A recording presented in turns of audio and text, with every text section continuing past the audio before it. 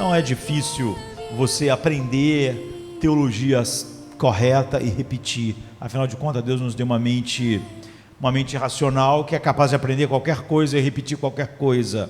A questão toda do Evangelho é que ela não é uma coisa intelectual, e esse é um drama da nossa cultura, da nossa geração, porque muitas pessoas estão repetindo as verdades da graça de Deus, mas quando o tempo fica escuro, quando os dias são difíceis, não há nenhuma graça lá. E o Evangelho é o poder de Deus.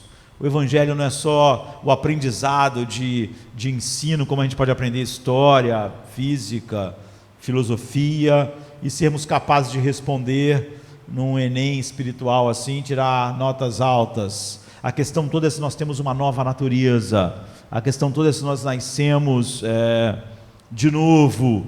E isso se mostra em ter um coração que realmente valoriza a Deus e tem em Deus o seu tesouro e está sempre cheio de alegria nesse Deus. Então, quando nós pensamos no chamado eficaz que cria essas novas pessoas que podem tomar da Santa Ceia, de fato, porque nasceram de novo, a gente vê que realmente Deus tem usado o sofrimento para expor a teologia inadequada, real dos nossos corações. Porque, como eu disse, todos nós podemos ler as Institutas de Calvino e ler seus comentários e ouvir os seus sermões, e em pouco tempo, não é? Se for uma pessoa diligente, ele pode conhecer teologia tanto quanto Calvino, mas isso não fará dele um homem como Calvino. Como você pode decorar todas as cartas do apóstolo Paulo e até falar elas sem precisar ler? Outro dia eu ouvi alguém recitando o livro de Romanos, e recitou o livro de Romanos inteiro, porque memorizou o livro de Romanos. Não é tão grande assim, não é um esforço tão grande nós memorizarmos partes da Bíblia. Isso é ótimo, mas isso não quer dizer que aquela pessoa, conhecendo Romanos e podendo recitar de cor, ou seja, isso é ótimo, porque o cara no ônibus pode estar pensando em Romanos 4, ele pode em qualquer lugar trazer aquelas porções à sua mente, mas se nós não temos um coração realmente capturado pela beleza de Deus, isso se mostra inútil. E o mal e o sofrimento têm essa maneira de expor a teologia inadequada. Tudo parece bem, até as coisas começarem a funcionar mal, e então a falsidade, a hipocrisia do testemunho de que Deus era o valor supremo se esvai. E outra coisa é que o chamado eficaz que cria novas criaturas assim, ele pode acontecer a qualquer hora. Não existe conversão de última hora, porque a ideia de que alguém de última hora voltou para Deus é uma ideia que devia ser totalmente extirpada de nós, porque é óbvio que um homem, quando está numa situação muito, muito perigosa, ou mortal, ele tende a pensar: olha, eu preciso de Deus, eu vou morrer.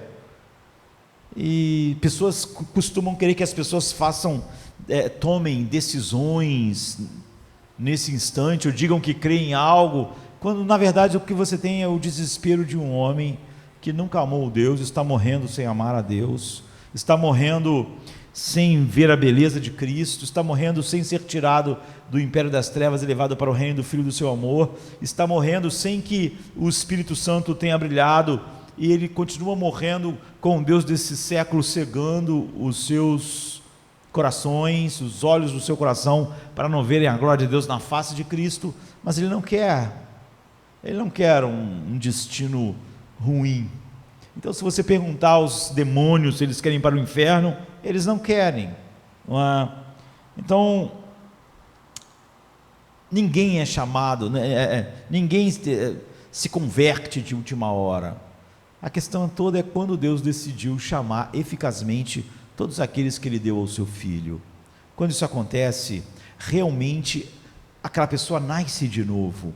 E se ela não morresse, isso não faria nenhuma diferença. Eu, certa vez, li um livro de um médico que disse que tratava de pessoas com doenças muito graves, e ele disse que durante a vida toda dele, ele sempre conversava com pessoas que já estavam perto da morte, e milhares, não é? E falava com elas, e sempre essas pessoas se comprometiam, falavam de Deus e tal, e ele sempre anotava, e ele disse que as que não morreram, assim, a ínfima parte realmente teve uma vida com Deus, depois que aquela coisa aguda da morte passou. Isso é comum. Então nós vamos tomar da ceia. Lucas 23, 39, 43 diz assim para nós: um dos malfeitores que estavam pendurados blasfemava dele, dizendo: se tu és o Cristo, salva-te a ti mesmo e a nós. Respondendo, porém, o outro malfeitor, né, repreendia-o, dizendo: tu nem ainda temes a Deus, estando na mesma condenação, e nós, na verdade, com justiça, porque recebemos o que os nossos feitos mereciam, mas este nenhum mal fez. E disse a Jesus: Senhor, lembra-te de mim quando entrares no teu reino. E disse-lhe Jesus: em verdade te digo que hoje mesmo estarás comigo no paraíso. Então, ao sofrimento, à dor, à morte, à notícia de que você tem uma doença mortal, à iminência de morrermos, ou de uma grande tragédia que se abate sobre nós, só existem duas respostas a Deus. Só existem duas e não muitas, elas podem variar na forma, mas é só duas respostas. O sofrimento testa a nossa teologia, e se você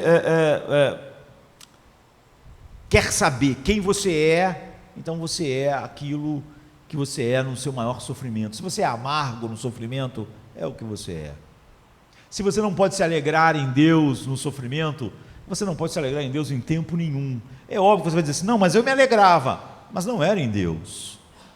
Se nós nos alegramos em Deus quando as circunstâncias estão boas, e não nos alegramos quando as circunstâncias não estão boas, não era em Deus que nós nos alegrávamos, era nas nossas circunstâncias. Todo mundo pode se alegrar nas boas circunstâncias. Quando a gente diz que Deus é a minha alegria, então Ele será a alegria em toda situação. Então existem só dois tipos de respostas ao sofrimento pessoal. E vamos combinar, nós podemos falar muito sobre sofrimento, mas só quando nós mesmos sofremos é que nós sabemos como respondemos ao sofrimento. Como nós achamos que vamos responder ao sofrimento é muito diferente, porque uma coisa é nós imaginarmos o que é determinada dor e perda e sofrimento, outra coisa é perder. Da mesma maneira que eu posso descrever para você todas as maravilhas de contemplar a face de Deus, a glória de Deus na face de Cristo, e você compreender assim, mas isso, Jonathan Edwards dizia que isso é como explicar a um homem como o mel é doce. Ele pode entender a doçura do mel, a maravilha do mel, mas Jonathan Edwards diz, muito diferente é quando ele põe o mel na língua. Ele vai conhecer a mesma coisa que você tinha explicado a ele, só que essa informação chega de um jeito que enche a vida dele de doçura.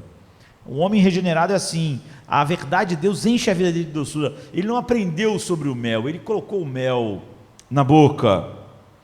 Então só há dois tipos de respostas ao sofrimento pessoal e ao sofrimento mais agudo pessoal. Não importa se é em nós mesmos esse sofrimento, ou se em quem nós amamos, se é em nossos corpos, como Jó, ou se é como Jó perdendo os seus filhos, enfim, sofrimento pessoal. A primeira resposta é: se você é um Deus tão grande, poderoso, amoroso, por que eu estou nessa confusão infernal? Não é? Por que tu está permitindo todas essas coisas na minha vida? Eu estou confuso, eu não estou entendendo.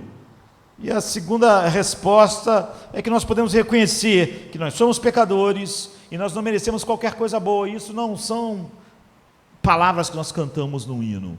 Quando a gente diz que nós não merecemos nada, Nós não podemos amanhã, quando alguma coisa for tirada de nós, agirmos como se alguma coisa que nós merecêssemos tivesse sido tirada de nós. Então, clamar por misericórdia e ajuda, no momento de grande sofrimento, é só clamar por misericórdia. Nós nunca estamos confusos. Então o mundo está cheio de pessoas que protestam contra Deus em sua justiça própria. Sempre que nós protestamos contra Deus, é em nossa justiça própria. Sempre nós estamos falando, eu não estou sendo tratado da maneira que eu devia ser tratado. Ou seja, eu tenho um senso de justiça própria que faz com que eu ache que merecia determinado tratamento de Deus. Isso tem sido tão grande que você vê que cristãos dizendo, por que Deus deixa determinada coisa acontecer no mundo? Ou seja, ele chega a achar que realmente esse mundo merece alguma coisa. Todos nós devemos estar maravilhados pelo fato do sol estar brilhando num mundo que só peca contra Deus. Mas as pessoas não ficam confusas com isso. E muitos cristãos não estão pensando hoje, por quê? Por que Deus está dando todas essas coisas ao mundo? Mas assim que uma tragédia acontece, muitas pessoas que se dizem cristãs se perguntam, por que Deus deixou aquilo acontecer? Justiça própria.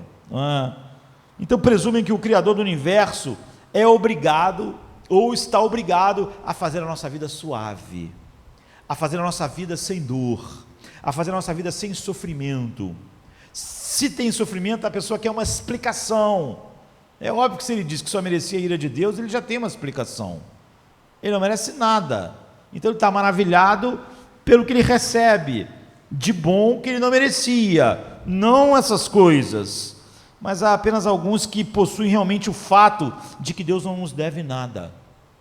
E só essas pessoas conseguem se alegrar nele na aflição. E que qualquer bem que vem em nosso caminho será devido à misericórdia, não ao nosso mérito. Não importa se eu sou alguém que oro tanto e que sirvo a Deus há tantos anos, nós sabemos que nada disso é meritório, e se alguma coisa do que eu fiz é realmente espiritual, então era Deus operando isso, através do seu Espírito, e mesmo assim aceitando isso tão somente através dos méritos do seu Filho. E Lucas registra esse texto para nós, tão propício na hora de nós tomarmos da Santa Ceia, sobre esses 2 ladrões, para nos ensinar que há uma grande recompensa em responder o sofrimento como a primeira pessoa aqui, como esse primeiro tipo de pessoa. Os 2 ladrões representam a forma com que todos nós respondemos ao sofrimento, todos nós. Como nós nos relacionamos com Cristo em nosso sofrimento. Quando nós nos relacionamos, quando não há nenhuma esperança nesta vida, não é? E nós somos muito semelhantes a eles. Não tem como você aqui hoje, nessa manhã, ou qualquer dia da sua vida, ou minha, não estar se parecendo com um ou com o outro. Nós estamos nos parecendo com um dos dois, porque ambos estão sofrendo a dor da crucificação. Então o sofrimento é o mesmo, é horrível. Nada pode ser mais horrível do que todas as dores e aflições que eram infligidas a alguém que está sendo crucificado. Aquilo foi pensado da maneira mais diabólica para que a pessoa sofresse fisicamente, barbaramente e psicologicamente, de todas as formas. Então ambos estão sofrendo igual. Ninguém nesse mundo sofre diferente do sofrimento que é comum a todos os seres humanos. Todos nós entramos nesse mundo, todos nós estamos sujeitos às mesmas dores do mundo, e todos nós vamos sair do mundo da mesma forma, através da morte. E ambos estão sofrendo igual, então. Então você vê que a resposta não tem nada a ver com a dor e o sofrimento, mas com outra coisa. Ambos são culpados do mesmo crime. Isso une todos nós, os seres humanos, porque todos pecaram e todos estão destituídos da glória de Deus. Ou seja, além de ambos aqui sofrerem igual, e esse sofrimento está sobre todos os homens, todos os dois são culpados do mesmo crime, e todos os homens são culpados assim também. Nós estamos recebendo, um deles diz, a devida recompensa de nossas ações. Romanos, capítulo 1 diz, do céu se manifesta a ira de Deus sobre toda impiedade e injustiça dos homens. Quando a Bíblia diz isso, nenhum homem pode se levantar e dizer, não, mas eu não estou entre essa impiedade e injustiça. É assim que todos nós vivemos.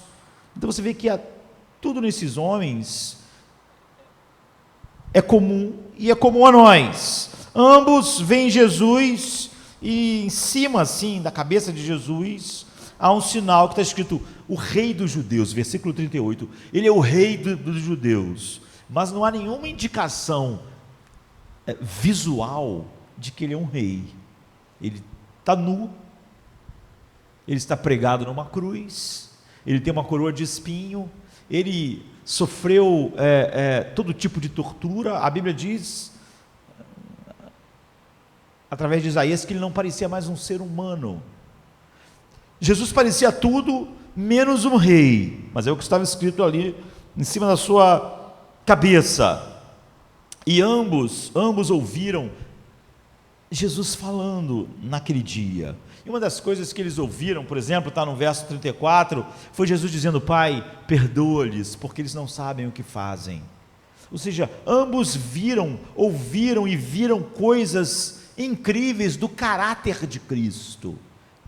As pessoas na cruz, elas xingavam, elas faziam o que esses homens estavam fazendo, os dois no início, se a gente olhar os textos, eles estavam xingando, ofendendo, reclamando, espraguejando, e Jesus é o único homem crucificado que agiu de uma maneira totalmente oposta. Então ambos os ladrões querem desesperadamente ser salvos da morte. Todos os seres humanos querem. É ridículo perguntar a alguém que está morrendo que você quer ser salvo.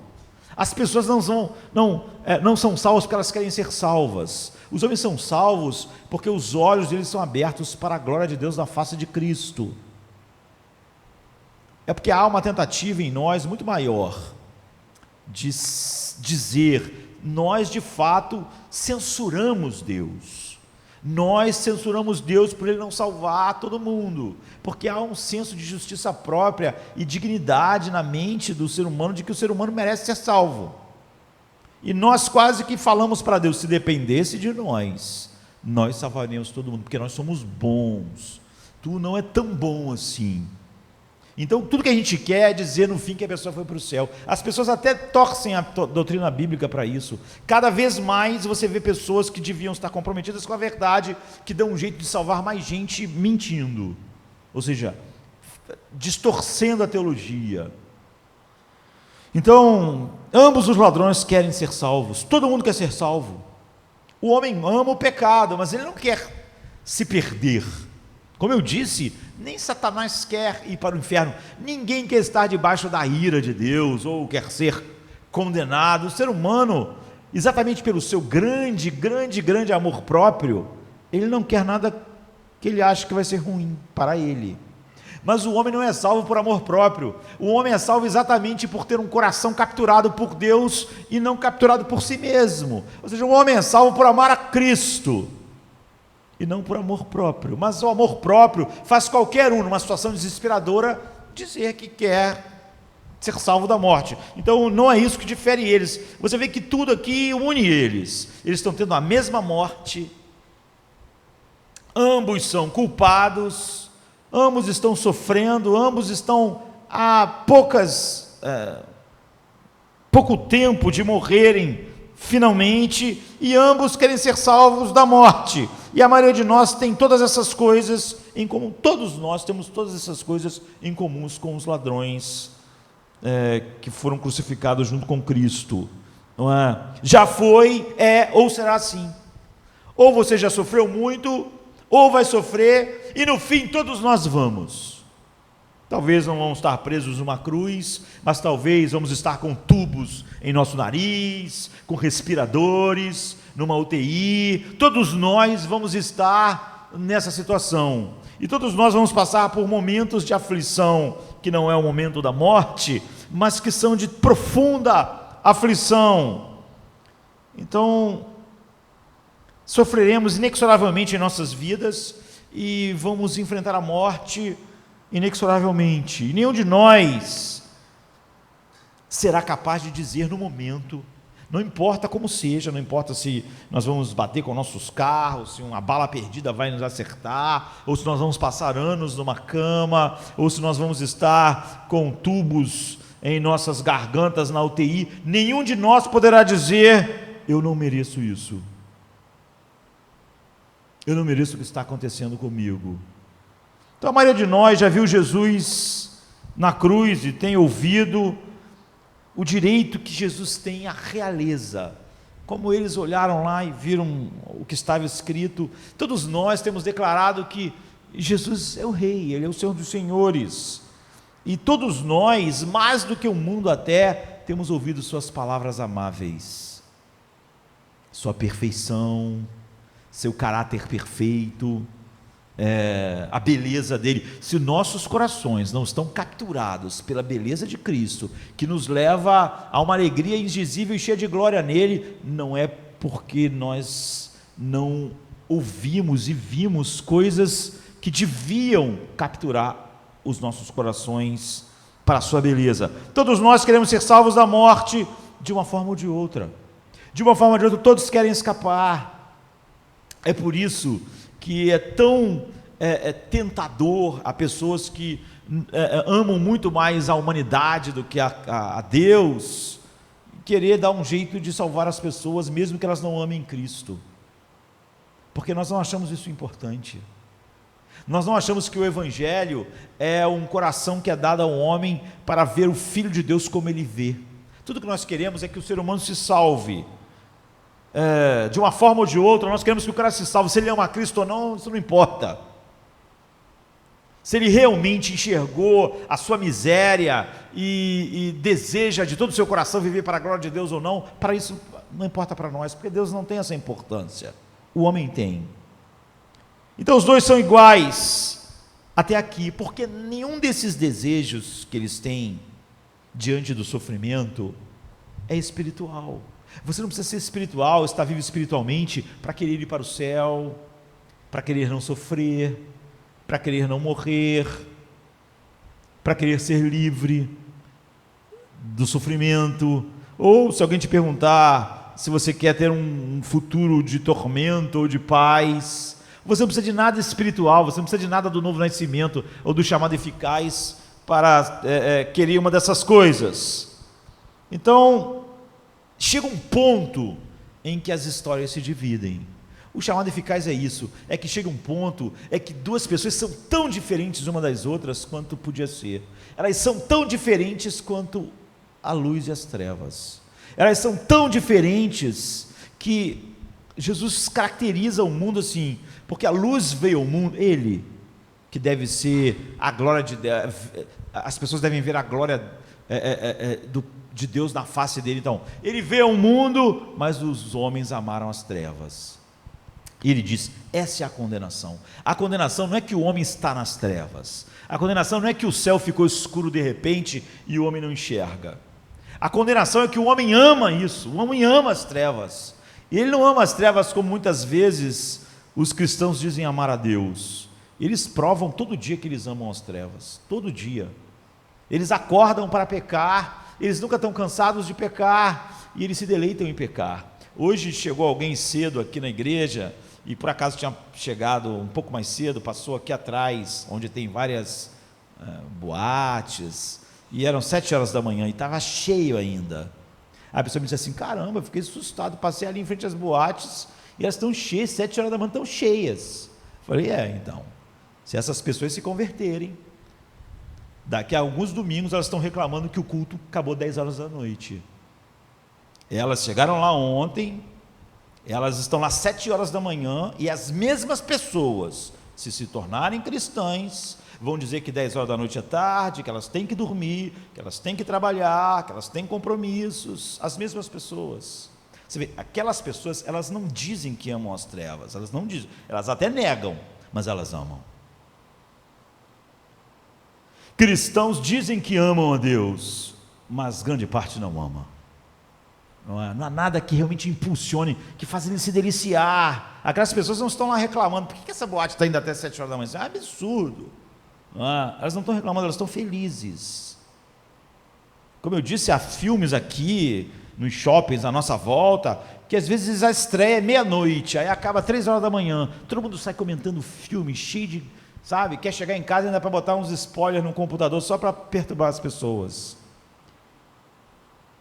Elas realmente amam. Jesus diz, essa é a condenação. O homem não é prisioneiro de algo que ele odeie, não é prisioneiro de algo que ele despreze, ele ama as trevas. E qual então o contrário de estar perdido? É amar a luz. E da mesma forma que amar as trevas faz o homem amar pecar, amar a luz faz você amar aquilo que eles não amam com a mesma força, com o mesmo poder, porque a única explicação para você achar que um cristão não vai ter essa dedicação prazerosa à luz, que o mundo tem as trevas, é você dizer que o poder que opera neles é maior do que o poder que opera em nós. Mas a verdade é que a Bíblia diz sobre aqueles que são salvos, que onde o pecado abundou, como está abundando neles, a graça superabundou.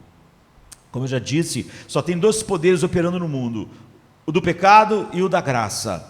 E o que a Bíblia diz, é óbvio, é que o poder da graça é infinitamente maior, porque é o poder que flui de tudo que Cristo é para nós. Então, entre os 2 ladrões, estão todas essas 2 categorias de pessoas. Então, o primeiro ladrão diz assim, e um dos malfeitores que estava pendurado, blasfemava dizendo, se tu és o Cristo, salva-te a ti mesmo, e salve a nós. Lucas 23, 39. Que essa imagem de um homem espiritualmente destituído passa, é a essência do coração mundano. Óbvio que o homem quer ser salvo, óbvio que o homem não quer sofrer, óbvio que o homem não quer nada de ruim para si. É uma questão de indiferença total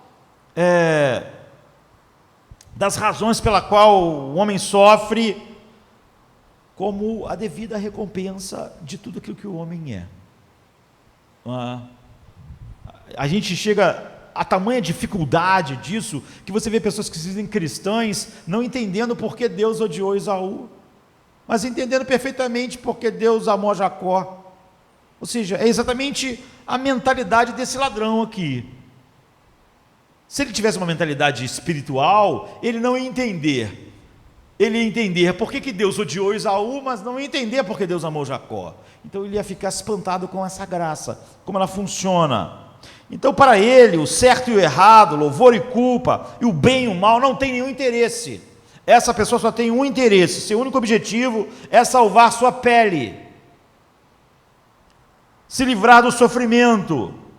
E é isso que faz muitas pessoas, supostamente na última hora, acharem Jesus maravilhoso, porque eles não acham ele para a vida maravilhoso. Salvação, quem é salvo, ele foi salvo, está sendo salvo, será salvo. É por isso que sempre que as pessoas dizem assim, apesar de tudo aquela pessoa lá foi salva, a pessoa infelizmente está falando que aquela pessoa morreu e vai para o céu, mas não é isso que é ser salvo. Ele pode até acreditar que Jesus é o Messias, o rei dos judeus, mas só por conveniência. Ele vai ter alguém como rei, contanto que alguém possa livrá-lo da cruz. Ele diz, se você é o rei, se você é o Messias, então desce da cruz e me tira também. Ou seja, se for conveniente para mim, se isso me livrar dessas dores, então eu aceito que você é o rei. Então, é só mais um bode expiatório para servir seus próprios fins mundanos. Grande parte daqueles que dizem crer em Cristo, fazem de Cristo só um bode expiatório para cumprir seus desejos mundanos. Desejos que não são criados pelo Espírito Santo. Esse homem quer descer da cruz, lógico que ele quer. Ele não quer morrer, lógico que ele quer. E se você falar que Cristo vai fazer isso por ele, é lógico que ele quer. Ele está dizendo isso para o próprio Cristo. Esse é o jeito que todo um segmento da humanidade se relaciona com Deus na dor, no sofrimento, na aflição. Me tire dela, me tire dela. Então eu creio em ti, então eu vou seguir a ti, me tire da dor. As pessoas querem de qualquer forma serem livres. O sofrimento interrompe os objetivos das pessoas. O que é sofrimento, queridos? Nós queríamos que alguma coisa tivesse na nossa vida e ela não está. E nós queremos demais aquilo, e isso interrompe os meus objetivos. Eu não posso mais ter alegria porque os objetivos da minha vida estão atrapalhados pela doença, pela perda de alguma coisa, ou pela perda dos meus bens, ou pelo abandono de uma pessoa. Enfim, os meus objetivos e prazeres mundanos eu estou sendo privado dele. Isso é que é sofrimento. Por causa da minha saúde, E eu quero qualquer coisa que restitua isso. Então, por que não tentar Deus? Por que as pessoas acreditam tanto num falso evangelho? Porque elas pouco se importam se o que está sendo pregado é a verdade ou não é a verdade. Se elas acharem que aquilo vai dar o que elas querem, ou o que elas acham que é bom para elas, então elas estão dispostas a crer em qualquer coisa. Esse homem estava disposto a crer. Se Jesus fosse tirado da cruz, essa é a teologia, eu diria, do macaco do carro, sabe? Macaco é um troço que você não pensa nele, você não tira ele, você não olha ele, você não faz um polimento nele, você não acha ele bonito, porque ele é feio de verdade, você só lembra dele quando o pneu fura. É só para isso. A teologia, para muitas pessoas, não passa disso. Não é? Assim que você botar o pneu no lugar, você vai pegar o macaco, vai botar lá no fundo da mala de novo e não vai lembrar dele até que outro pneu fure. E essa teologia, não é, vê o step do macaco como uma coisa suja que pode ser mantido fora da sua vista. Você não acha que há uma beleza indescritível. Aquilo não te dá nenhum prazer. Aquilo é útil, até que você tem um pneu furado, ou seja, um pouco de dor, um pouco de sofrimento, aí você consegue tempo, você consegue coisas, igual as pessoas passaram a noite ali, até 7 da manhã, aí você pode até passar a noite orando, você pode não faltar cultos, você pode ter uma fome, um desejo, mas é step de macaco, step do carro e o macaco do carro, é isso que Deus é, para a maioria das pessoas que dizem crer nele. Lloyd Jones dizia que um dos maiores teólogos do século passado, né, da capela de Westminster, ele dizia que muitos membros na capela não tinham compromisso, e ele conversava com as pessoas diziam, eu preciso refrescar a mente, eu preciso passear na montanha, eu preciso disso e daquilo. E ele dizia assim, pregando, quando essas pessoas estiverem com câncer, quando essas pessoas tiverem um problema grave, elas vêm falar comigo, eu vou dizer para elas, vai para a montanha, não é? Vai passear, vai olhar o mar. Não era isso que você, quando queria refrescar a cabeça, você não tinha tempo, porque você precisava, muito estressado, muito estressante a vida, você precisava dessas coisas e Deus ficava lá na mala do carro. Então, agora que você está com câncer e o médico deu 6 meses de vida, vai para a praia, vê se isso te ajuda, vai olhar a montanha, não é? Vê se isso é bom, vê se isso resolve. Você não pode tirar Deus como um macaco da mala do carro agora, porque o que você queria mesmo é a viagem para a montanha, mas agora o pneu do carro furou, e aí você, para chegar à montanha novamente, você precisa do macaco do carro. Deus não é isso. Então você tira ele do porta-malas, faz o trabalho sujo, que é trocar o pneu, e depois você coloca ele de novo lá no porta-malas, onde ele estava. Se você é um bom step de macaco, é um bom step de carro, é um macaco de trocar rodas, né, de levantar o carro, e chave de trocar rodas, desça da cruz, salve você e a mim mesmo. Era o que o ladrão estava dizendo para Jesus. Me tire dessa doença, me tire dessa bagunça financeira que a minha vida é, olha, me tire desse péssimo trabalho que eu tenho, me tire desse casamento horrível, faz o meu casamento ser melhor, seja um bom macaco, seja um bom step, para mim continuar a viagem está ruim, por causa dessa doença, por causa dessa bagunça financeira, por causa desse péssimo trabalho, por causa desse casamento horrível. O ladrão não tinha um espírito de quebrantamento, ele não tinha uma percepção da sua culpa, não tinha percepção de que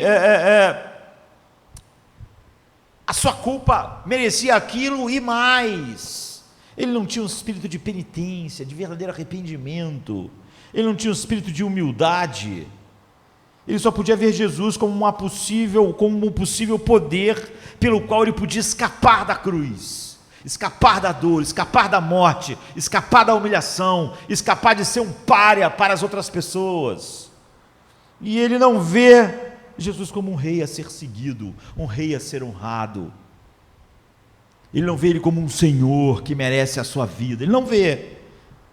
Nunca lhe passou pela cabeça que ele deveria dizer que estava arrependido pela vida dele não ter glorificado Cristo, por ele realmente ter um reino, por ele fazer parte desse reino e ser um dos rebeldes do reino, um daqueles que queriam matar o rei. Deus era útil, como diz Jonathan Edwards, mas não era lindo para ele, e ele está morrendo, ele está aceitando Jesus, me livra, ou me leva para o céu, agora que tudo chegou ao fim. Grande segmento da cristandade não passa disso, e não importa quanta teologia a pessoa conhece, é o sofrimento que tira para fora a verdadeira teologia do coração de um homem. Cristo é a sua alegria, o sofrimento dirá. Cristo é a sua paz, o sofrimento dirá. Cristo é uma paz em meio às aflições, as aflições vão dizer se é, se não é.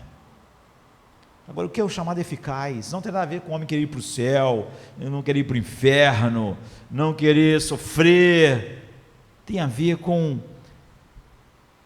Deus abrir os nossos olhos para ver a sua glória na face do seu Filho. Ele pode fazer isso realmente nos momentos finais da nossa vida, mas então será verdade.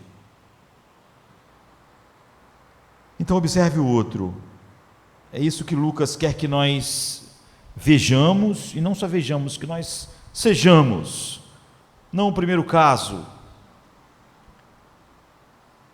Primeiro, ele não é sugado pelo outra pessoa. Ou seja, é muito fácil nós refletirmos as pessoas que estão à nossa volta. Ele viu como aquela outra pessoa estava agindo. Nós temos uma terrível capacidade de seguir sempre as pessoas à nossa volta. É por isso que há pessoas que são uma coisa num culto e outra coisa na faculdade, outra coisa no trabalho, outra coisa no lar, porque tudo que ele faz é refletir o ambiente que ele está. Então, essa pessoa, esse homem que está sendo chamado por Deus, você vê, ele vai defender a sua posição e não vai ser sugado pelo que as pessoas ao redor dizem. Não era só aquele ladrão que estava dizendo aquelas coisas, era todo mundo. Na verdade, estranhamente, a única pessoa que defendeu Jesus em sua morte foi esse homem. De todas as pessoas, nós devemos esperar mais dos seus discípulos, mas de mais gente. A Bíblia diz que Jesus tinha feito milagres inacreditáveis, curado um monte de cegos e paralíticos, mas ninguém estava lá. Ou seja, não estava lá. Ninguém estava lá para defendê-lo. Ninguém estava lá para se identificar com ele. Ele tinha curado leprosos, ele tinha feito tanto, mas a única pessoa que o defende naquele dia é esse homem. E o que a gente ouve, as pessoas ao nosso redor, não é? Sempre tem um senso centrado no homem, assim, de valor. Quantas vezes a gente ouve, se Deus é tão grande, por que então aquelas 20 crianças morreram no acidente de ônibus? Então, é o segundo ladrão, o primeiro ladrão falando. Por que a barragem de Brumadinho se rompeu? Por que Deus não impediu? Não é? É o que a gente ouve. Por que 16 mineiros ficaram presos na mina? Por que uma aldeia foi abatida em El Salvador por guerrilheiros? Por que na Síria isso e aquilo acontece? O que as pessoas estão falando é a mesma coisa que aquele ladrão. Por que Jesus não desceu do seu puleiro e não foi lá resolver o problema dessas pessoas? Por que ele não saiu da mala do carro como um bom estepe e um bom macaco e consertou a bagunça? Por que ele não fez isso? Se ele é rei, por que ele não fez isso? Então, a primeira coisa que o ladrão arrependido fez é não se deixar enganar por toda essa conversa, que é tão fácil, que é tão simples, de nossos próprios corações regurgitarem esse tipo de coisa. Essa é a única pessoa que defendeu Jesus naquele dia. É a única pessoa que disse: ele não é um estepe, Ele não é um macaco para você tirar ele da mala quando tudo está ruim. Ele de fato é rei. Então, de fato, esse é o homem que está sendo chamado pelo Espírito Santo, não porque está morrendo, mas porque Deus na eternidade resolveu chamar ele, elegeu ele e resolveu chamar ele naquele momento para mostrar todas essas coisas a nós. O que é ser realmente chamado por Deus e o que é a conveniência de pensar em Deus como um estepe ou um macaco que fica na mala do carro. Ele repreendeu o outro, além de ele não ouvir essa voz que é comum no mundo. Por que Deus não faz isso? Então, por que Deus está permitindo isso? Por que Deus não impede isso ou aquilo na minha vida ou na vida de qualquer pessoa? O que ele disse para o outro foi: você não tem temor de Deus, você não teme a Deus. Não era o que nós devemos estar dizendo quando alguém diz assim: por que Deus deixou romper aquilo lá e cair? Por que Deus deixou aquela desgraça acontecer? A nossa resposta para a pessoa não devia ser essa: você não teme a Deus, você não tem temor de Deus. Quando as pessoas perguntaram a Jesus, foi o que Jesus respondeu. Perguntaram assim: por que caiu aquela torre sobre os 18 homens? Por quê? Por que Deus deixou aquela torre cair sobre eles? Que desgraça! Ou por que Pilatos, Herodes, esses homens misturaram o sangue de judeus aos sacrifícios, assassinaram? Por que Deus deixou? A resposta de Jesus foi: vocês deviam perguntar por que a torre não caiu na cabeça de vocês. Porque igualmente, se vocês não se arrependerem, vocês vão perecer. Nenhum de vocês devia estar espantado porque que a torre caiu, ou porque o Império Romano matou tantos judeus. Vocês deviam estar espantados porque vocês não foram mortos, porque a torre não caiu na cabeça de vocês. O que Jesus estava dizendo, e você vê o que esse homem está dizendo é a mesma coisa para o outro, é: vocês não temem a Deus. Essa é a segunda coisa sobre esse ladrão arrependido, que mostra que ele realmente está sendo chamado eficazmente por Deus. Ele temia Deus. E você só teme a Deus por uma razão: quando Deus é real para você. Quando você teme a morte, é óbvio que você teme a morte porque a morte é real para você. Você está morrendo. Você teme a dor no peito, a dor na cabeça, a enfermidade, porque a enfermidade é real. Nós tememos o que é real. Mas por que tantos homens no mundo e na igreja não temem a Deus? Porque Deus não é real para eles. Você teme o que é real. Por que as pessoas andam de avião e ficam com medo? Porque é real, porque ele pode cair de fato, porque está alto. Você teme o que é real para você. Esse homem temia Deus porque Deus era real para ele, Deus era o seu Criador, e ele sabia que um vaso de barro não pode pegar armas para lutar contra o oleiro e ser vitorioso. É óbvio que um homem pode pegar e discutir com o oleiro, porque ele não acredita que realmente o oleiro seja o oleiro. Mas quando Deus é real para alguém, o temor é o reflexo imediato. É justo que as criaturas se curvem em submissão ante um Criador e se submetam à sua vida, à sua soberania, se esse Deus for real para eles, e não só algo que a gente diz crer, mas que não é real.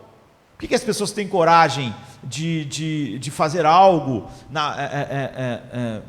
quando estão sozinhos e entra outro ser humano e ele para de fazer? Ele que dizia que não conseguia, porque aquele ser humano para ele é real, e Deus não é real. Ele pode dizer que não, mas é a única explicação. Ele estava olhando aquilo e supostamente ele sabia que Deus estava vendo, mas ele não se importa, porque não é real para ele. Mas os olhos de dois outros seres humanos são muito reais para ele, e ele sente vergonha. Ou os olhos de uma câmera. Então é ainda mais apropriado que a criatura pecadora se curve diante de Deus em santo temor. Se é apropriado que os querubins da glória se prostrem diante de Deus e se tapem pela realidade da glória infinita de Deus, então muito mais apropriado seriam criaturas pecadoras se encherem de temor diante de Deus. Mas não acontece isso, porque para os querubins Deus é real, para a maior parte dos seres humanos não é. Então, em vez de você levantar questões contra Deus, você teme a Deus. Sempre que alguém levantou questões contra Deus, ele não teme a Deus. É por isso que Paulo não responde com doçura. Ele diz: quem és tu, homem, para discutires com Deus? É evidente que Paulo estava falando com um homem que não tinha nenhum temor de Deus. Deus não era real para ele. Era a única explicação. É como se uma formiga se rebele contra o Monte Everest e fique reclamando que o Monte Everest tinha que se abaixar para ela passar. Porque ela quer passar e o Monte Everest está na frente e ela quer passar, então ela fica ali discutindo. Paulo diz: discutir com o Criador é muito mais ridículo do que a formiga discutir com o Everest, porque ela achava que o Everest devia se achatar para que ela pudesse passar. Em terceiro lugar, o ladrão arrependido admitiu que tinha feito tudo errado na sua vida. Ele diz assim: estamos recebendo, versículo 41, a devida recompensa de nossas ações. Ou seja, não há nada que possa acontecer conosco ou esteja acontecendo que não seja a devida recompensa, não seja justo. É que a Bíblia diz: não há quem faça o bem, não há quem busque a Deus, todos igualmente se tornaram inúteis. Não há nada que possa acontecer a um ser humano que não seja apenas a justa recompensa pelo que o ser humano é. Paulo diz assim em Romanos 3, 10 a 12, como está escrito: não há um justo, nenhum sequer, não há quem entenda, não há quem busque a Deus, todos se desviaram, tornaram-se juntamente inúteis, não há quem faça o bem, não há nenhum sequer. Era o que o ladrão estava falando para o outro. Todos nós dois estamos recebendo o que é justo. O que é justo. Esse ladrão não tinha nenhum desejo de justificar a si mesmo mais. Esse é o verdadeiro chamado de Deus. O homem perde todo aquilo que é natural de você justificar o seu erro de alguma forma. Você vê que a única coisa justa é a punição de Deus. Que dias sem dor não é justo. Dias de saúde não é justo. Anos de vida normal não é justo. É misericórdia. Que a única coisa que é justa é o dia da dor, é o dia do sofrimento, é o dia da morte, porque o salário do pecado é a morte. Então ele não tinha nenhuma vontade de afirmar-se, de justificar-se. Ele repreendeu o outro, ele estava ali e colocou abertamente perante Deus, que ele temia Deus, que Deus era real para ele, que os pecados dele eram reais para ele, que ele sabia que o pecado dele merecia o que estava acontecendo com ele. Tudo era real para ele. Num homem chamado por Deus, tudo se torna real para ele. O pecado é real. O pecado não é uma coisa que eu falo: Deus, eu não mereço nada de ti, eu sou um nada, eu não mereço nada, glória a ti, aleluia, no culto. Aí sai, tropeça, cai, quebra o braço e diz: por que Deus deixou isso acontecer? O cara estava dizendo que ele não merecia nada, mas sempre que ele acha que alguma coisa não devia ter acontecido, grita bem alto: eu não acredito no que falo, não é real para mim, a minha culpa não é real, o pecado não é real.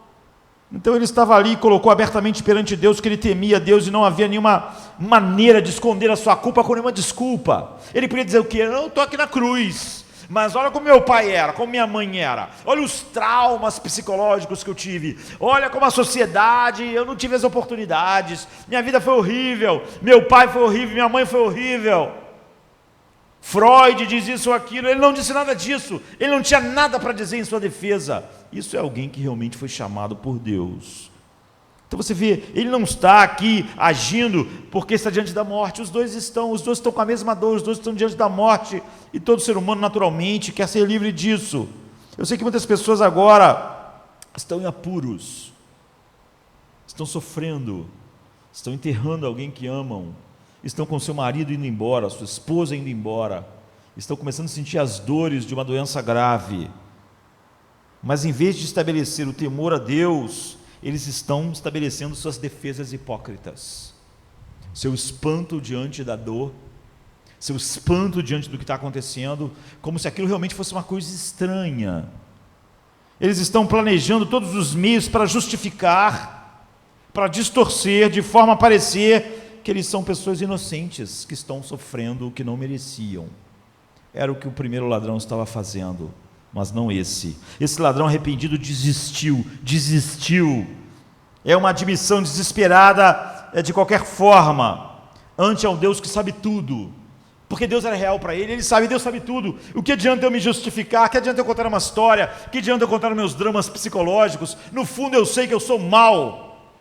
No fundo eu sei que eu nunca me importei para com Deus. No fundo eu sei que eu vivi somente para mim mesmo. No fundo eu sei que eu fui guiado pelo meu ego, pelo meu egocentrismo. No fundo eu sei, e como eu sei que Deus é real, eu sei que Ele sabe. Em quarto lugar, ele não só admite estar errado e a sua culpa, ele aceita a punição. É muito difícil o ser humano ver justiça naquilo que o pune. Tem gente que adora a lei, assim, fala da lei tem que ser assim, até ele ser pego pela lei. Ele passa num radar e o radar dá uma multa enorme a ele já não vê muita justiça. Isso aqui é um negócio, porque isso aqui é uma maneira de arrecadar dinheiro. A questão é, você estava na velocidade ou você não estava na velocidade? Se aquilo ali é para arrecadar dinheiro ou não faz a diferença, você estava contra, você vê, ele via a justiça da lei até a lei pegar ele. Não é? É natural do ser humano nunca ver justiça, é por isso que as pessoas que são presas, pode ser por assassinato, pode ser por desvio de dinheiro, pode ser por atropelar alguém porque estava andando acima da velocidade. Ele nunca vê justiça na punição, ele sempre acha que é muito pesada, ele sempre acha que é excessiva, porque é muito difícil ver justiça naquilo que te condena. Esse é o verdadeiro teste de um coração que Deus mudou, é o verdadeiro teste de humildade do coração que Deus mudou. Muita boca vai facilmente para a confissão do pecado. Deus tem misericórdia de nós, miseráveis pecadores. Mas quando um problema surge, eles ficam pensando, não sei por que isso está acontecendo. É fácil dizer que nós somos miseráveis pecadores. E é fácil dizer que os miseráveis pecadores só merecem a morte, a dor, o desprezo e o juízo, até o desprezo chegar. Aí nós ficamos totalmente espantados, porque nós nunca levamos a sério que nós éramos miseráveis pecadores. E essa raiva, ou esse ressentimento, ou essa coisa, não sei por que isso acontece, só revela que eles realmente nunca se sentiram indignos diante de Deus. Que todas as vezes que disseram, Deus, eu não sou digno de nada, não era verdade. Porque quando Deus tirou o mínimo, eles já disseram, por que Deus está fazendo isso? Mas se eles sentissem, fosse real, que eles não eram dignos de nada, eles realmente poderiam dizer que Deus deu e Deus tirou, e que Deus era bendito ao fazer uma coisa e ao fazer outra. Eles ainda se sentem lá no fundo de que eles têm algum direito diante de Deus, e você nunca está revoltado se algum direito teu não foi violado. Você só fica sem entender quando algum direito foi violado, quando você sente que alguma coisa que você tinha direito foi tirada de você. Você pode dizer assim, eu não mereço um centavo do que eu ganho, tudo que eu ganho é Deus que dá, até que aquilo é tirado de você e você fica sem entender porque foi tirado de você. É porque você não era real. Então, não há muitas pessoas como Jó, que quando perdem tudo dizem, nu saí do ventre da minha mãe e nu voltarei. O Senhor deu, o Senhor tirou. Exaltado, né? Bendito, abençoado seja o nome do Senhor. Mas esse ladrão arrependido se tornou como Jó no final da sua vida. Você vê, isso não é uma coisa de conveniência. Ele se parece com Jó. Quando Deus regenera o coração de alguém, não importa se é há muitos anos ou pouco, essas marcas que o Espírito Santo traz, hoje as pessoas não acreditam nem mais que o Espírito Santo pode mudar nem a longo prazo alguma pessoa, né? As pessoas então inventam um cristianismo onde o ser humano o Espírito não dá paz, não dá alegria, não dá nada. Mas a verdade é que ele pode fazer isso a longo prazo ou nesses prazos curtos. Esse ladrão arrependido se tornou como Jó no último minuto da sua vida, nos últimos minutos, na última hora. Ele tomou o seu sofrimento sem reclamar, ele temeu a Deus e ele disse, isso é justo, está certo. Em quinto lugar, o ladrão reconhece a justiça de Jesus. Ele não só reconhece que ele é indigno, que ele merece tudo aquilo, ele reconhece que Deus é justo. Ele diz assim, este homem nunca fez nada errado. Isso é maravilhoso, não fazia qualquer diferença para o outro ladrão se Jesus estava certo ou errado. Não faz a menor diferença para a maioria dos que se dizem cristãos. Por que tanta heresia existe nos nossos dias? Porque para as pessoas não importa esse negócio de estar certo ou errado. O que importa é, vai me ajudar? Isso me ajuda. Isso vai ajudar com a minha dor? Vai ajudar o meu casamento? Ajuda a minha vida? Vai me fazer sentir melhor? Então é isso que eu quero. Se isso é verdade, se não é verdade, isso não tem a menor importância. Para a maior parte das pessoas que estão nas igrejas, não fazia qualquer diferença para o primeiro ladrão se Jesus estava certo e errado. A questão é: você vai me fazer descer da cruz? Vai me livrar dessa dor? Vai descer e vai fazer o que eu desça também? Se tu fizer isso, para mim está ótimo. Se não fizer, se tu está certo, se tu está errado, não faz a menor diferença para mim. Se Jesus pudesse conduzir ele para fora do sofrimento, era tudo que importava, tirar o sofrimento. Se aquilo era verdade, se Jesus era justo, se ele não era justo, se ele era santo, se ele não era santo, isso para ele não tinha a menor importância. Como é na maioria das pessoas, se a doutrina está certa, se está errada, não importa, isso vai me ajudar. Mas importa para Deus, importa para o Pai o que nós pensamos sobre Cristo, importa para o Pai se Jesus é a nossa alegria indizível e cheia de glória, importa para o Pai se nós não vivemos para nós mesmos, nós vivemos para Ele, importa para o Pai se nós queremos glorificar o Filho, importa para o Pai se as nossas vidas vão mostrar o valor que o seu Filho tem, é tudo que importa para Ele.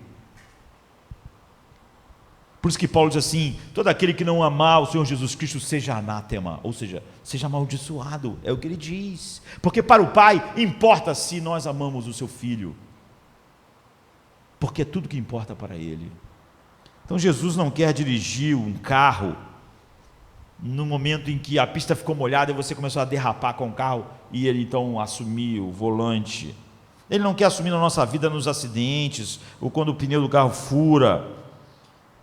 Jesus quer ser seguido, e Ele é seguido por todos aqueles que o Pai deu a Ele. Por isso que Ele diz que minhas ovelhas ouvem a minha voz, todos aqueles que o Pai me deu. Quando alguém não crê, Ele diz: vocês não creem porque vocês não são das minhas ovelhas. Se você fosse aqueles que o Pai me deu, fossem as minhas ovelhas, vocês iam crer, ia ver o meu valor, iam ter em mim essa alegria, porque nós o admiramos, contemplamos, estamos extasiados com a sua beleza infinita. Nós devemos dizer com este ladrão: este homem nada fez de errado, este homem só fez o que é bom, ele é o único bom que pisou no mundo. O mundo é dividido entre pessoas más e Jesus Cristo.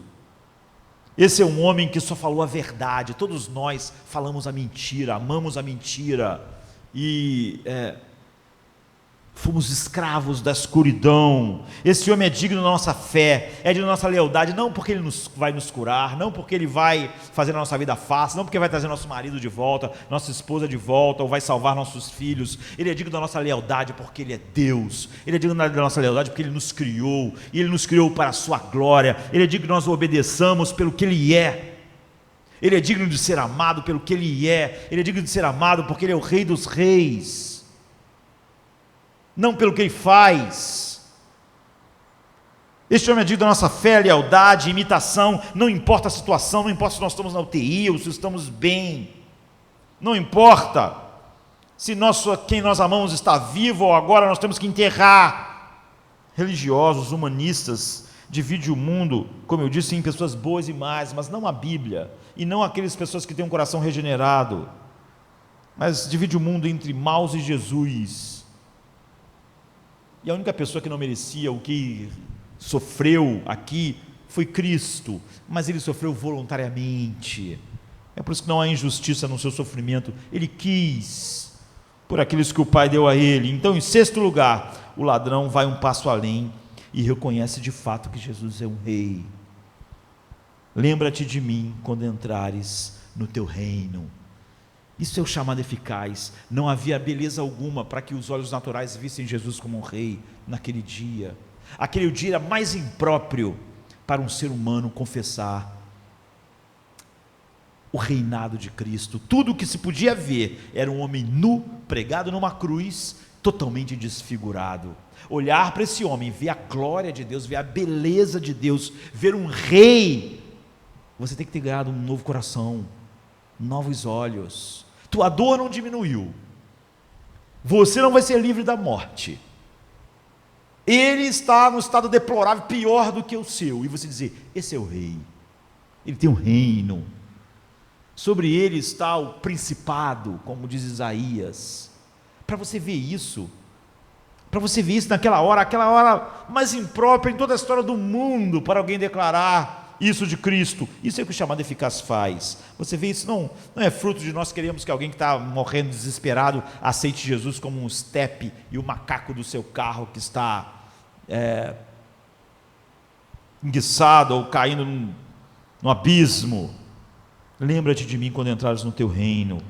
Mesmo que ele esteja sofrendo agora, mesmo que Jesus não tenha naturalmente nenhuma feição de beleza indescritível e glória, aquele ladrão, ele pôde ver e ter uma alegria indizível e cheia de glória, olhando para Cristo. Ele viu glória que ninguém mais podia ver. Ele viu beleza que ninguém podia ver. As pessoas podiam ver alguém que não parecia mais um ser humano, porque estava com as suas feições desfiguradas. Mas ele viu beleza, ele viu glória, ele viu reinado, ele viu autoridade, ele viu poder. Como ver poder em alguém nu preso numa cruz, que não pode nem tapar a sua vergonha? Mas ele viu. Esse é o chamado eficaz. Mesmo que ele esteja sofrendo agora, e mesmo que Jesus não esteja fazendo nada para ele não falou, se tu é rei, faça isso ou faça aquilo. Nós não achamos que Jesus é rei porque ele vai fazer alguma coisa para nós, para nossos filhos, para o nosso casamento, para os nossos corpos. Nós não vamos obedecer a ele por alguma coisa que ele faça. Ele deve ser obedecido, amado, e deve ser a nossa alegria pelo que ele é. E para aqueles que têm olhos para ver, ele tem uma beleza que nem a feiura da cruz tira. Ele tem uma beleza que nem as suas feições desfiguradas que não faziam ele parecer mais um ser humano pode tirar. É uma beleza que vence qualquer coisa, qualquer horror. Aquele era um dia de horror, mas a beleza de Cristo não pode ser ofuscada pelo horror.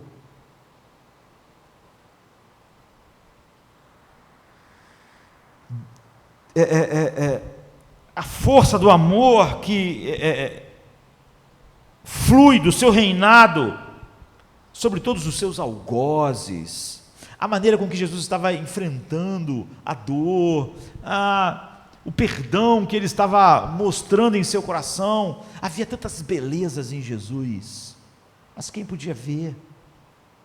Aquele homem podia. E a Bíblia diz algo incrível, que momentos antes ele também estava debochando. Porque você vê, em um momento, quando o homem não é chamado eficazmente, ele age como todos os outros seres humanos, e de repente, a Bíblia diz, os dois ladrões estavam falando insultos. Nossa, agora esse homem não está mais. Então ele não é só bom, ele é poderoso, e um dia ele lá vai reivindicar seu grande nome. É o que ele está dizendo: você tem um reino, você é o rei. E todo joelho se dobrará, e toda língua confessará que Jesus é o Senhor, para a glória do Pai. Como eu disse, só isso glorifica o Pai. Mas todos aqueles que o Pai dá um coração, confessam esse senhorio de Cristo sem nenhuma razão natural. É o que esse homem está dizendo: eu estou vendo o seu reino, eu estou vendo que tu és rei, mas não havia nenhuma razão natural para ele ver essas coisas. E finalmente, para nós cearmos, o ladrão arrependido faz mais uma coisa: ele teme a Deus, ele admite todo o seu erro, ele admite que é mal, ele admite que toda dor e aflição física, psicológica, o horror da cruz, ele merece. Ele aceita que isso é justiça, que Deus não está exagerando, que não é exagerado demais. Ele reconhece a beleza, a bondade e o poder de Cristo, o seu reinado. E agora ele implora algo a Cristo: lembra-te de mim quando entrares no seu reino. Então, ambos os ladrões queriam ser livres da morte, mas eles são tão diferentes como a luz e as trevas. Quão diferente eles buscaram aquilo que nós chamamos de salvação. Como nós não temos um coração voltado para a beleza de Cristo, nós achamos que se o homem buscou a salvação, isso está bom. Mas quão diferentes esses homens são. Essa é a diferença para quem o Espírito está chamando eficazmente, e quem ele regenerou e quem ele não regenerou. Então, se você é o Cristo, salve-se e salve a nós também. Agora o outro disse: lembra-te de mim quando entrares no seu reino. E há tanta beleza nisso tudo, não é?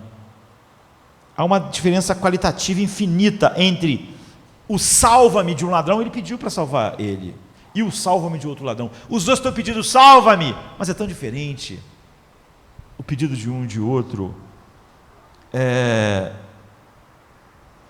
Agora, qual é o motivo que Jesus nos dá para sermos os homens aqui, né? A cena nos dá sermos o homem que de fato está arrependido, de fato vê a sua beleza. Primeiro, há um silêncio assustador, eu diria, de Jesus para com o primeiro ladrão. O que Jesus disse para o primeiro ladrão? Nada. Se tu é todo poderoso, se tu é rei, salve-se, salve a mim. Qual foi a resposta de Jesus para ele? Silêncio. Não há nada, não há nenhuma palavra de Jesus para pessoas assim. Não existe uma palavra gravada de Jesus para ele. Talvez um olhar de pena final. Não há nenhuma esperança para quem não tem olhos para ver Jesus pelo que ele é. Não há nenhuma esperança para quem vê Jesus como o macaco ou o estepe do seu carro. Nenhuma esperança. Mas para o penitente, Jesus diz algo que, de certa forma, é maravilhoso, mas que, na verdade, testa a teologia no fundo dos nossos corações. Jesus diz assim para ele: hoje mesmo estarás comigo no paraíso. Isso foi quase bom demais, não é? Quis dizer o seguinte: hoje mesmo o teu espírito glorificado estará comigo glorificado no paraíso, em comunhão. Mas pense, o que Jesus está dizendo é o seguinte: eu não vou te livrar da dor, eu não vou te livrar da morte, eu não vou te livrar de nada nesse mundo. Você vai me ter sem nenhum livramento de nenhuma dor e de nenhum sofrimento. O que é o paraíso? A palavra é encontrada só em 2 outros lugares em todo o Novo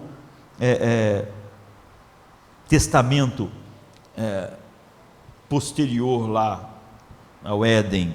Em primeiro lugar, em 2 Coríntios 12, 3, que diz assim: conheço um homem em Cristo que há 14 anos, se no corpo não sei, se fora do corpo não sei, Deus sabe, foi arrebatado ao terceiro céu, e sei que o tal homem, se fora do corpo não sei, Deus sabe, foi arrebatado ao paraíso, e ouviu palavras inefáveis, que ao homem não é lícito falar. Então o paraíso é a morada celestial de Deus, onde você encontra aquilo que Deus preparou para aqueles que o amam. Aqueles que tinham ele como um estepe, e eles ouvem coisas que são indescritíveis para nós aqui no mundo.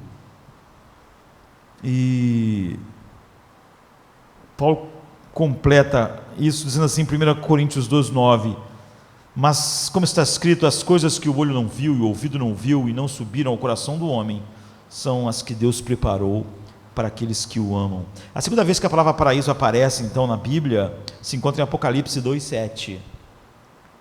E aqui Jesus diz à igreja de Éfeso assim: ao que vencer, dar-lhe-ei a comer da árvore da vida que está no meio do paraíso de Deus. Então, se você olhar para o fim do livro de Apocalipse, você vai ver que a árvore da vida está na cidade celestial de Deus. Jesus diz isso. Apocalipse 22:1 diz que vai comer da árvore da vida que está no paraíso de Deus, lá, né, para a igreja de Éfeso. Lá em Apocalipse 22:1 e 2 diz assim: e mostrou-me o rio puro de água da vida, claro como um cristal, que procedia do trono de Deus e do Cordeiro. No meio da sua praça, e de um e de outro lado do rio, estava a árvore da vida, que produz 12 frutos, dando o seu fruto de mês em mês, e as folhas da árvore são para a saúde das nações. Então, mais do que tudo, a única coisa que Jesus escolheu para falar ao ladrão arrependido foi: se você pudesse dizer a alguém em tamanha dor, sofrimento, horror, talvez você ache que outra coisa fosse adequado, ainda mais se você tem todo o poder, mas a única coisa que Jesus diz a ele é: você vai estar comigo hoje.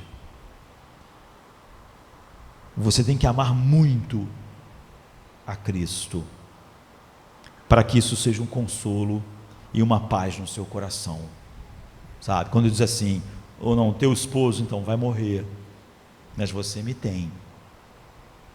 E você diz: então tá bom. Ou então Deus diz: você vai morrer, mas você vai estar comigo.